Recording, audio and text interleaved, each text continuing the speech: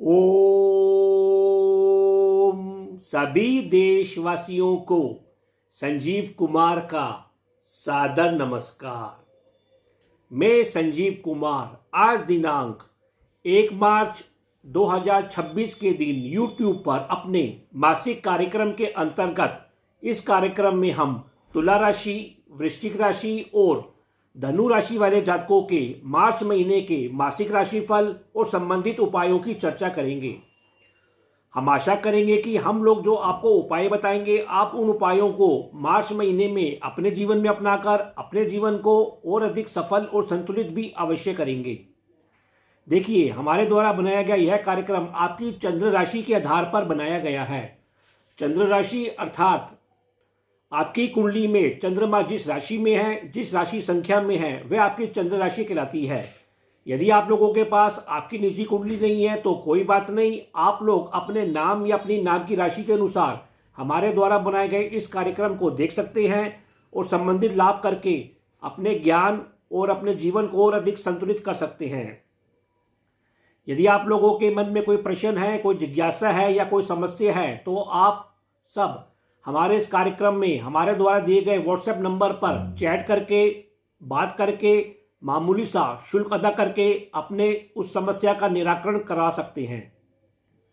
यदि आप लोगों ने अभी तक हमारे चैनल MS ज्योतिषला को सब्सक्राइब नहीं किया तो कृपया करके हमारे चैनल को शीघ्र सब्सक्राइब करें और साथ में लगे हुए बेल आइकन को अवश्य प्रेस करें ताकि हमारे द्वारा बनाए गए वीडियोस का नोटिफिकेशन आपको शीघ्र मिल सके और आप शीघ्र कार्यक्रम देख सके।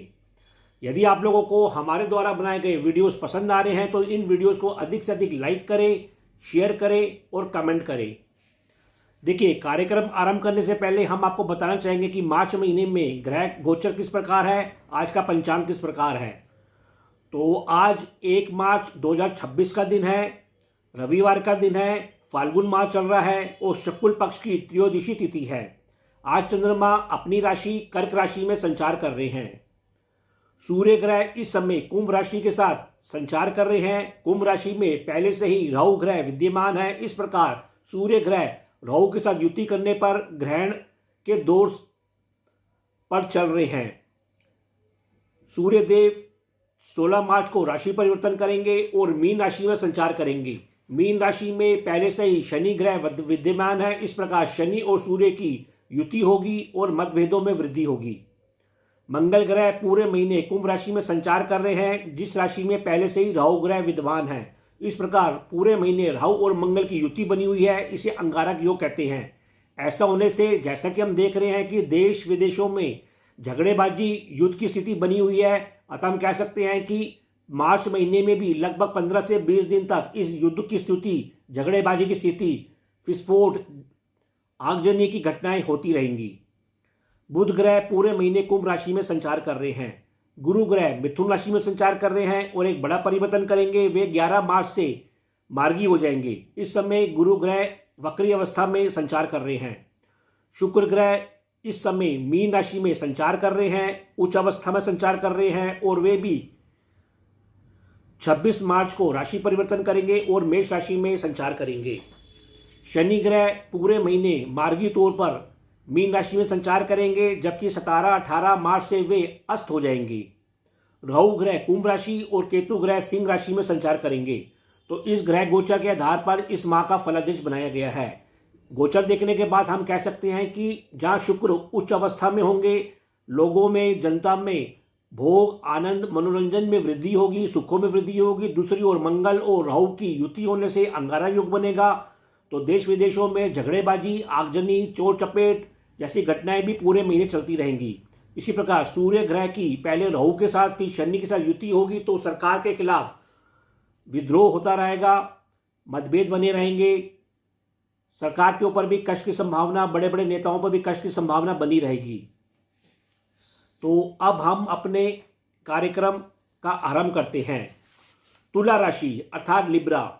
देखिए, मार्च महीने में आपकी राशि के स्वामी शुक्र ग्रह अपनी उच्च अवस्था में मीन राशि में आपकी कुंडली के 6ठे भाव में 24 मार्च तक संचार करेंगे। 25 मार्च के बाद वे मेष राशि में आपके 7वें भाव में संचार करेंगे। ऐसा होने से पूरे महीने आपकी रुचि, आपकी लगन शक्ति कुछ मौज मस्ती जैसे कार्यों के ऊपर, भोग विलास जैसे कार्यों के ऊपर, गुप्त मित्रों के साथ आनंद लेते हुए, कार्यक्रम बनाते हुए, धन व्यय करते हुए, धन का निवेश करते हुए, छुटपुट यात्राएं करते हुए रमा रहेगा। तो 25 मार्च के बाद आपका रुझान अपने दाम्पत्य जीवन पर, दैनिक कार्यों पर, उससे प्राप्त होने वाले आनंद, सफलता पर अधिक रमा रहेगा। पूरे माह आप स्वस्थ बने रहेंगे क्योंकि आपकी राशि के स्वामी शुक्र ग्रह अच्छी स्थिति में चल रहे हैं। फिर भी आपको पाचन संबंधी रोगों, पैर और नसों के रोगों, अति भोग विलास के ऊपर इस महीने कुछ नियंत्रण अवश्य बना के रखना चाहिए। आपका मानसिक स्वास्थ्य 6 मार्च से 16 मार्च के मध्य अच्छा बना रहेगा। आपको स्त्री वर्गों से लाभ होता हुआ अवश्य दिखाई देगा। इसी प्रकार 26 मार्च के बाद आप खूब प्रसन्नचित बने रहेंगे और हीरो की तरह चमकते हुए अवश्य दिखाई देंगे। आपके व्यक्तित्व पर जब शुक्र की दृष्टि पड़ेगी तो आपका व्यक्तित्व भी खूब निखरेगा। आप अपने कर्म, करियर क्षेत्र में भी खूब व्यस्त होते हुए दिखाई दे रहे हैं। जहां तक आपके आत्मिक स्वास्थ्य का प्रश्न है, वह 16 मार्च के बाद थोड़ा पीड़ित अवश्य रह सकता है। उस समय आपको अपने पिता के साथ संबंधों पर ध्यान देना चाहिए, सकारात्मक रहना चाहिए, पिता के स्वास्थ्य का ध्यान रखना चाहिए। इसी प्रकार सरकारी कार्यों के ऊपर भी 16 मार्च के बाद नियमों का पालन अवश्य करना चाहिए। देखिए, इस महीने आपकी सूर्य, राहु, मंगल और बुध की युति आपके पंचम भाव में विद्यमान रहेगी। ऐसा होने से आपकी बुद्धि विभिन्न विषयों के ऊपर कार्य करती हुए दिखाई देगी, उलझते हुए, सुलझते हुए दिखाई देगी।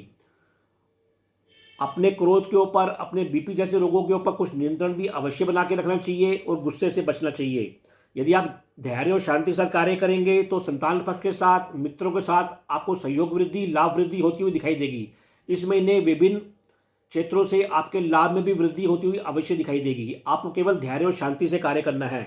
इसी प्रकार सूर्य, शनि और बुध की युति आपके छठे भाव में भी विद्यमान रहेगी। ऐसा होने से संतान पक्ष के साथ मतभेदों से बचना चाहिए।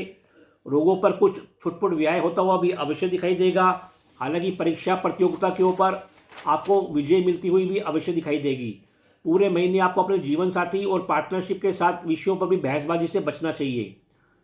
झगड़ों से, चोट चपेट से भी बचना चाहिए। 26 मार्च के बाद दाम्पत्य जीवन में और दैनिक कार्यों पर आपको सफलता मिलती हुई, आनंद की वृद्धि होती हुई दिखाई देगी क्योंकि शुक्रदेव आपके सप्तम भाव में आएंगे। ऐसा होने से आपको अपने जीवन साथी से आनंद की प्राप्ति होगी। ससुराल के साथ संबंधों में भी मजबूती आएगी। इसी प्रकार भाग्य पक्ष भी आपका धीरे धीरे मजबूत होता हुआ दिखाई देगा। गुरु ग्रह आपके नवम भाव में अभी वक्री हैं। 11 मार्च से वे मार्गी होंगे तो आपके भाग्य में वृद्धि होगी। आप ज्ञानवान और उच्च शिक्षा के ऊपर कार्य करते हुए, यात्राएं करते हुए भी दिखाई देंगे। पिता से सहयोग वृद्धि होगी, उनके स्वास्थ्य में भी सुधार होगा। इसी प्रकार मित्र पक्ष और संतान पक्ष को भी शिक्षा के ऊपर सफलता मिलती हुई अवश्य दिखाई देगी। केतु पूरे महीने एकादश भाव में संचार करते रहेंगे तो आपके धर्म, तंत्र, मंत्र में रुचि बनी रहेगी। आपको सलाह दी जाती है कि आप जिद से बचें और नकारात्मक ना हो तो आपको लाभ की वृद्धि अवश्य होगी।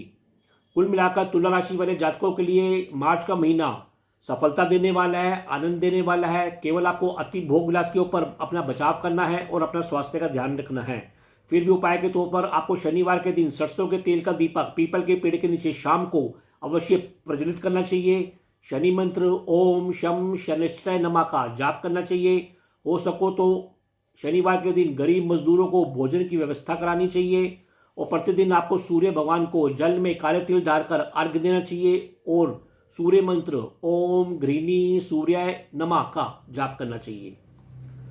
वृश्चिक राशि अर्थात स्कॉर्पियो, देखिए मार्च महीने में आपकी राशि के स्वामी मंगल ग्रह आपकी कुंडली के चतुर्थ भाव में संचार करेंगे, राहु के साथ युति करेंगे, अंगारक योग में होंगे, मांगलिक योग में होंगे।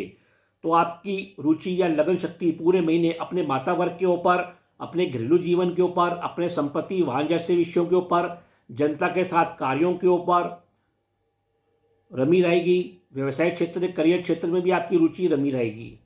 इस माह आपको अपने स्वास्थ्य का विशेष ध्यान रखना चाहिए क्योंकि आपकी राशि के स्वामी मंगल ग्रह राहु के साथ युति करने जा रहे हैं। ऐसा होने से आपको इस महीने बीपी या क्रोध की समस्या सता सकती है। पैरों पर चोट चपेट ना लगे, आगजनी ना हो, माता के स्वास्थ्य का ध्यान रखें, घरेलू झगड़ेबाजी से बचें, ऐसी आपको सलाह दी जाती है। काम वासना भी इस महीने कुछ बढ़ती हुई अवश्य दिखाई दे रही है। सामाजिक क्षेत्रों में भी आपको इस महीने बंधु वर्गों के साथ या वरिष्ठ जनों के साथ झगड़ेबाजी से अवश्य बचना चाहिए। आपका मानसिक स्वास्थ्य इस महीने उतार चढ़ाव से भर रहेगा, लेकिन 6 मार्च से 16 मार्च तक आपके मानसिक स्वास्थ्य में सुधार होगा। यात्राओं की कुछ अधिकता बनी रहेगी और लाभ होगा। आपका आत्मिक स्वास्थ्य भी पूरे महीने थोड़ा पीड़ित या कमजोर रह सकता है। माता और पिता के साथ संबंधों में इस महीने शांति बनाए रखें, सकारात्मक राय और मतभेदों से बचें। सूर्य, मंगल, राहु और बुध की युति आपके चतुर्थ भाव में बनी रहेगी, तो घरेलू क्षेत्रों में आपको व्यस्त होते हुए नाना प्रकार के कार्य करते हुए अवश्य दिखाई देंगे। घरेलू सुखों में इस महीने कमी आती हुई अवश्य दिखाई देगी। माता का स्वास्थ्य का भी इस महीने विशेष ध्यान रखें। झगड़ेबाजी और बहसबाजी से बचें। जनता के साथ भी कुछ झगड़ेबाजी अवश्य संभव है। कर्म करियर क्षेत्र में भी आप खूब जोश के साथ कार्य करते हुए अवश्य दिखाई देंगे और उग्रता बनी रहेगी। धोखेबाजी होना या सरकारी नियमों का पालन ना करना जैसे कार्यों पर भी आपको दंड का भागीदार बनना पड़ सकता है, अतः सरकारी नियमों का पालन करें। शनि, शुक्र और सूर्य की युति आपके पंचम भाव में होगी, तो आपकी बुद्धि भोग विलास जैसे कार्यों के ऊपर, विलासता जैसे कार्यों पर रमी रहेगी। मित्र, संतान पक्ष के साथ भी आनंद और अनुशासन संबंधी परेशानियां आपकी बनी रहेंगी। प्रेम प्रसंगों में या अपनी हॉबी के ऊपर भी आप सक्रिय रहेंगे। जीवन साथी के साथ प्रेम, आनंद और यात्राएं व्यय बड़ा रहेगा। विशेष तौर पर 25 मार्च के बाद से गुरु ग्रह आपके अष्टम भाव में पहले वक्री होंगे, 11 मार्च के बाद वे मार्गी होंगे, तो संतान ज्ञान शिक्षा के ऊपर खूब चिंतन करती हुई अवश्य दिखाई देगी। हालांकि संतान में शिक्षा के प्रति थोड़े आलस की भावना भी बनी रहेगी।